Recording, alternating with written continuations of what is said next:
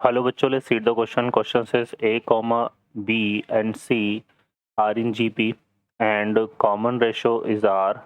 Then A यहाँ पे not equal to 0 है और R हमें दिया हुआ है 0 to 1/2. 3A, 7B and 15C are the first three term of an AP. Then fourth term of this AP is option है 7/3A, 2/3A and 5A. Solve करते हैं बच्चों क्वेश्चन को. इस क्वेश्चन के लिए जो की कॉन्सेप्ट है वो देख लेते हैं पहले. की कॉन्सेप्ट तो यहाँ पे देखो हम क्या यूज में लेंगे बच्चों.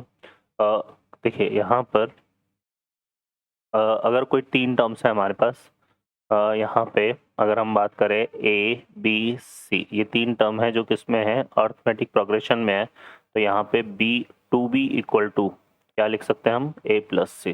ठीक है. और अगर हम बात करें यहाँ पे एक और रिजल्ट की हम बात करेंगे जो कि क्या है, जनरल टर्म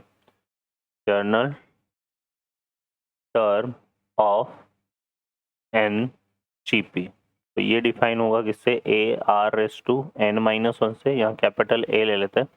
तो ये इस तरह से डिफाइन होता है. ठीक है बच्चों, है ना. इसमें से ये जो ए है ये तो क्या है यहाँ पे फर्स्ट टर्म, ये किसको रिप्रेजेंट करेगा, फर्स्ट टर्म को, है ना. और आर जो है किसको रिप्रेजेंट कर रहा है, ये कॉमन रेशियो को, कॉमन रेशियो. ठीक है, इस तरह से. और एन रिप्रेजेंट कर रहा है किसको, नंबर ऑफ टर्म्स को, नंबर ऑफ टर्म्स को. ठीक है बच्चों, क्वेश्चन में बोला हुआ है, सॉल्व करते हैं क्वेश्चन को. इस क्वेश्चन में बोला हुआ है कि ए कॉमा बी कॉमा सी, ये तीन टर्म्स है जो किसमें है, जीपी में. अगर ये जीपी में है तो यहाँ पर हमारे पास क्या आ जाएगा, देखो बी इक्वल टू क्या हो जाएगा, ए आर, क्योंकि आर कॉमन रेशियो है. और सी इक्वल टू क्या आ जाएगा, ए आर स्क्वायर. ठीक है बच्चों, ये आ जाएगा हमारे पास. अब यहाँ पे हमसे बोला हुआ है नेक्स्ट, अगर हम बात करें यहाँ पे तो 3A comma 7B comma 15C, ये तीनों टर्म्स किसमें है, एपी में. यहाँ से हम क्या लिख सकते हैं, twice of 7 into B equal to 3A plus 15C, है ना. अब b की वैल्यू को अगर हम यहाँ पुट करें तो यहाँ पे ये b की जगह कितना आएगा, ए आर. तो ये हो जाएगा कितना, 14AR. ठीक है. और यहाँ a की जगह a रहने देते हैं और c की जगह ए आर स्क्वायर पुट करेंगे तो ये आएगा 15AR स्क्वायर. ठीक है.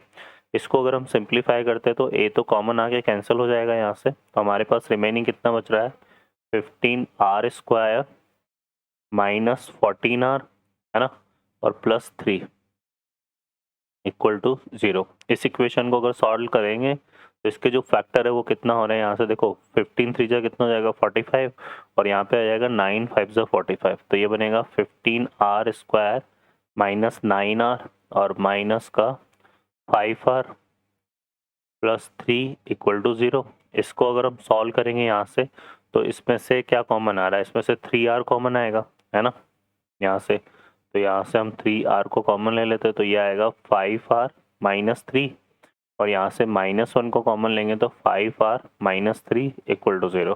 तो फैक्टर हो जाएंगे बच्चों 3R माइनस 1 और 5R minus 3 equal to 0. R की हमें दो वैल्यूज मिल रही है, एक तो हो रही है 1/3 और एक आ रहा है 3/5. अब क्वेश्चन में बोला हुआ है कि जो R है वो कैसे है हमारा, 0 to 1/2.